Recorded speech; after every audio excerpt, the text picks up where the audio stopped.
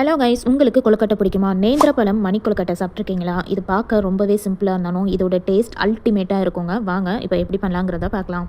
2 பழுத்த நேந்திரப்பழம் எடுத்துக்கோங்க. ஸ்கின்னோட இந்த மாதிரி கட் பண்ணி எடுத்துக்கலாம்.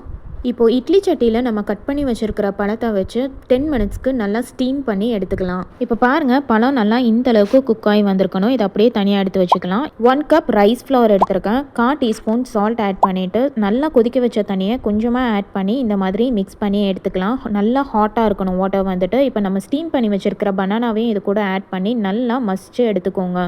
நல்லா சூடாக இருக்கும். லம்ஸ் எதுவுமே இல்லாமல் நம்ம நல்லா பெசரி எடுத்துக்கலாம். லைட்டாக கையில் ஆயில் அப்ளை பண்ணிவிட்டு இந்த மாதிரி நல்லா பெசரி எடுத்துக்கோங்க. உங்களுக்கு மாவு வந்து கையில் ஸ்டிக்கியாகிற மாதிரி இருந்துச்சுன்னா கொஞ்சமாக கையில் ஆயில் அப்ளை பண்ணி இது பண்ணிக்கோங்க. கொஞ்சமாக அரிசி மாவும் சேர்த்து கரெக்டான கன்சிஸ்டன்சிக்கு கொண்டு வந்துக்கோங்க. மாவு சூடு ஆடுறதுக்கு முன்னாடி இந்த மாதிரி குட்டி குட்டியாக ரவுண்டாக ஷேப் பண்ணி எல்லாத்தையும் நம்ம எடுத்துக்கலாம்.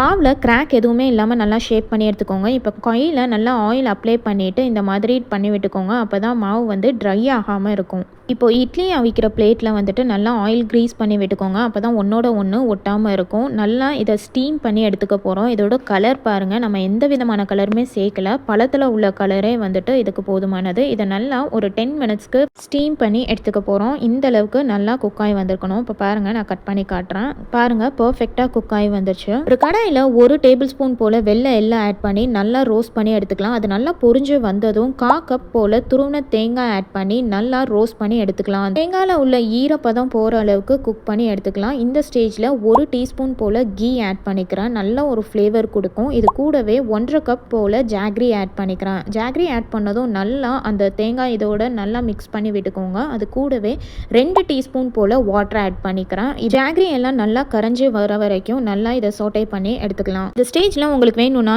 ஏலக்காய் பவுடர் வந்து ஆட் பண்ணிக்கலாம். எனக்கு அந்த ஃப்ளேவர் பிடிக்காதனால நான் அதை ஸ்கிப் பண்ணிக்கிறேன். 1 டீஸ்பூன் போல் கீ ஆட் பண்ணிவிட்டு நம்ம ஆல்ரெடி குக் பண்ணி வச்சிருக்கிற பால்ஸ் எல்லாம் இது கூட ஆட் பண்ணி நல்லா சாட்டே பண்ணி விட்டுக்கலாம். இந்த பால்ஸ் எல்லாம் ஆல்ரெடி 80% குக் ஆனதுனால ஜஸ்ட் ஒரு லிட் போட்டு 2 மினிட்ஸ்க்கு மட்டும் குக் பண்ணி எடுத்துக்கலாம்.